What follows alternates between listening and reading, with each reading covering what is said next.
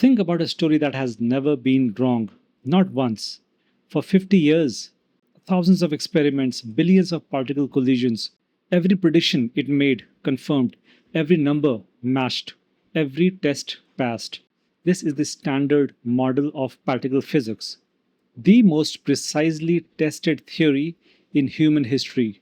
And for particle physicists, that has become a nightmare.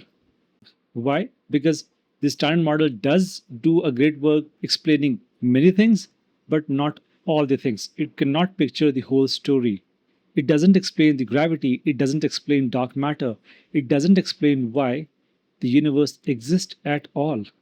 So physicists have spent decades trying to break it, poking at its edge, hunting for the cracks. And a few days ago, someone may have found one. Not where anyone expected, not in some dramatic high energy collision, but in a particle transformation so rare it happens once in a million decays. A transformation whose diagram, I'm not making this up, looks like a penguin. That penguin might have just broken physics. The standard model is the rulebook of subatomic world. It lists out every fundamental particle we know: electrons, quarks, neutrinos, photons, and the Higgs bosons. It describes exactly how they interact. Three of the four fundamental forces are in here. Gravity is the only force missing here, but that's the story for another day. We have tested this rulebook aggressively than any scientific theory in the history. We have built a 27 kilometers ring under the French-Swiss border to slam particles together at nearly the speed of light. We have measured the magnetic properties of electrons to 12 decimal places. We have recreated conditions that existed trillionth of a second after the Big Bang. And every single time, the standard model matches the reality. Wait, that sounds like a success. So why is it a nightmare? Well, it is a nightmare because we know the rulebook is incomplete. The universe contains dark matters 5 times more than the ordinary matter, and the standard model has no particle to explain it. The universe is expanding faster and faster, driven by dark energy, and standard model says nothing about it. And gravity, the standard model simply ignores it because every attempt to fit gravity into the standard model framework produces mathematical nonsense. So, we're stuck in a theory we know is wrong but cannot prove it is wrong. It's like having a map that's missing the entire continents, but every time you check a location on the map turns out to be perfectly accurate. You cannot fix the map if you cannot find a single error on it. This is why particle physicists have been desperate to find an anomaly, not because they want the standard model to fail, but because an anomaly is a door, a place where the rulebook breaks, and beyond that door is something new. A new particle, a new force, a deeper layer of reality. For 50 years, that door has stayed shut. Then someone looked at a penguin. The particle at the center of this entire experiment is meson, a short-lived composite, a quark and an antiquark bound together. It exists only about for a trillionth of a second and then falls apart. Now, most of its decay are boring. They follow the standard model exactly. But one decay channel is different. In this decay, the meson transforms into four particles: a kaon, a pion, and two muons. The process is mediated by something called as electroweak penguin. Alright, I have to ask, why is it called a penguin? Alright, let me give you the context.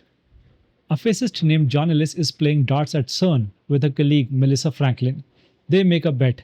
If Ellis loses, he has to use word penguin in his next research paper. And guess what? He loses. The Feynman diagram for this decay has a loop in it. One side is longer than the other. And when you look at it, it kind of, sort of, if you squint your eyes, resembles a penguin. Ellis kept his word, and the name stuck. Today, particle physicist casually talks about penguin decays and charming penguins as if it's the most normal thing in the world. But this penguin matters. This decay is absurdly rare. Out of every million B meson decays, roughly one decays this way. The reason is that it involves virtual particles, particles that appear temporarily out of quantum form and vanish before they can be directly detected. They are ghosts, but they leave fingerprints.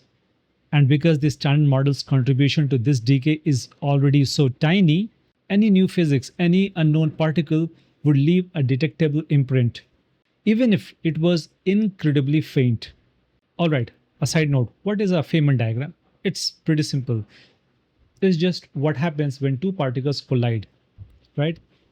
It What you see at the vortex are two particles, and what you see as the wavy line is the temporary particle and what it decays to. That's it. That's the Feynman diagram.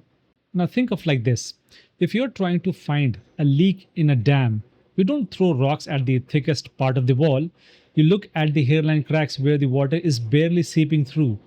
That's where even a tiny change in pressure becomes visible. Penguin decays are the hairline cracks in this standard model. Now, here's the thing. The LHCb experiment at CERN is specifically designed to study particles containing bottom quarks, or B, in LHCb. Over 7 years, from 2011 to 2018, they collected data from an almost incomprehensible number of collisions. How many? How many? 650 billion B meson decays. Analyzed, filtered, measured. From those 650 billion decays, they isolated the penguin decays and measured three things: how often the decay happens, how the decay products are distributed in space, and whether the muons and neutrons behave in the same way in this process. And guess what? The angular distribution, the way particles fly apart, doesn't match what the standard model predicts. So the particles are going in wrong direction. Not wrong, not just quite right. The angles are off, the pattern doesn't fit. It's subtle, you wouldn't notice it at a single decay, but across 650 billion events, the signal emerges, and the tension is 4 sigma. 4 sigma? I have heard that term. What exactly does it mean? Take sigma as statistical confidence.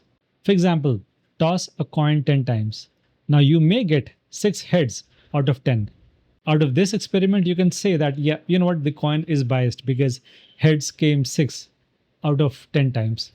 But as you spin the coins more times, you'll find that it eventually goes back to 50-50. Means number of heads and number of tails will be 50-50. Now going back to tossing coin 10 times and getting 6 out of 10, that is a random noise, and that is sigma. So 1 sigma is 1 in 3 times that it could be noise. 3 sigma is 1 in 370 that it could be noise. Now this is where physicists get interested. They think that, we're getting to something. Now 5 sigma is the gold standard for discovery. About 1 in 1.7 million chance that is just random fluctuation. And 4 sigma sits right in between, roughly 1 in 16,000 times that this is random noise. In most field, 1 in 16,000 would be plenty to prove a point. But particle physics has burned before. Anomalies at 3 and 4 sigma have appeared and vanished when more data came in. The muon anomaly is the most famous. It lingered for years, then turned out to be a calculation error. So physicists are careful. But, this one is different. The LHCb experiment isn't alone. See, if you have 2 vantage points and both of these two see the same thing, then the chances of that thing happening gets stronger. LHCb experiment isn't alone. The CMS, a separate detector, separate team, separate data, has observed the same anomaly. 2 independent experiments pointing to same direction. So that makes it more real. Well, it makes it harder to dismiss. But there's a complication. Remember the virtual particles, the wavy line in Feynman diagram? The ghost particles that appear and vanish in the loop? Some of them could be charming. Charming? Charm quarks. And it's a real thing. The charming penguin contribution, this is the language particle physicists actually use, is a standard model effect that's incredibly difficult to calculate. It's possible that discrepancy isn't new physics at all. It might just be that we are not computing the standard model's own contribution correctly. Initial estimates suggest that even charming penguin can't be fully account for what LHCb sees, but the uncertainty is large enough that nobody is declaring victory yet. So, where does this leave us? A persistent anomaly is one of the rarest processes in physics. Two experiments sees it. A statistical significance is high, but below discovery threshold. A known complication might explain it or might not. And yet, this particular decay channel, the B meson penguin, has been producing oddities over a decade. Different measurement, different angles, different teams. The anomaly shifts, they appear, they fade, they reappear somewhere else. It's as if there's a shape in a fog, and every time you turn and look at directly, it moves. But it never fully disappears. So, if it is real and if it is new physics, what will it actually be? The honest answer is we have no idea. But theorists have candidates. One called leptoquark, a hypothetical particle that can transform quarks into leptons and vice versa. It's a bridge between two different families of matter. Another candidate is Z prime boson, a heavier cousin of the Z boson that carries the weak force. Both would mean that standard model isn't just incomplete, it's wrong in ways that ripple through everything we think we know. But there's a more haunting possibility. These virtual particles, these temporary quantum visitors, might be the particles we don't directly detect for decades, maybe centuries. Now think about this. Radioactivity was discovered in 1896. The weak nuclear force, the forces that cause radioactivity, was only fully understood in 1960s and 70s. The W and Z boson that carry the weak force weren't directly detected until 1983. That's nearly 90 years between seeing the effect and finding the curves. The penguin anomaly might be showing us the shadow of particles we don't directly see until 2070s or later. That's unsettling, but also incredible. We might be seeing the edge of something that we cannot even name yet. And here's the part that makes this genuinely exciting. In 2018, LHC has produced roughly 3 times B mesons than were in the dataset that generated this anomaly. The data is already ready in hand. It's being analyzed right now as we speak. The definitive answer, is this a real crack in the standard model or just a mirage or noise, is coming. Not in decades, not in years, could be in months. Okay, so this story is beautiful. For 50 years, the standard model has been the map so perfect that we started to resent it. We wanted it to be wrong. We needed it to be wrong. Why? Because a map with no blank spaces tells you there's nothing left to discover. But the penguin anomaly, whether it turns out to be new physics or miscalculation or ghost, is a reminder we are still at the edge. We have a theory that describes 3 of the 4 fundamental forces with staggering precision, and yet we know that this theory is missing the entire continents. The dark matter, the dark energy, gravity, maybe particles we haven't even imagined. The cracks are there. We just haven't been looking at the right places or with enough patience. A penguin shaped diagram born from a lost bit in a CERN dart game might be the door we have been knocking on for half a century. We wait, but not for long. Somewhere, right now, sitting on hard drives at CERN, there is data that might contain the first confirmed signature of a particle no human has ever seen. A particle that changes the standard model.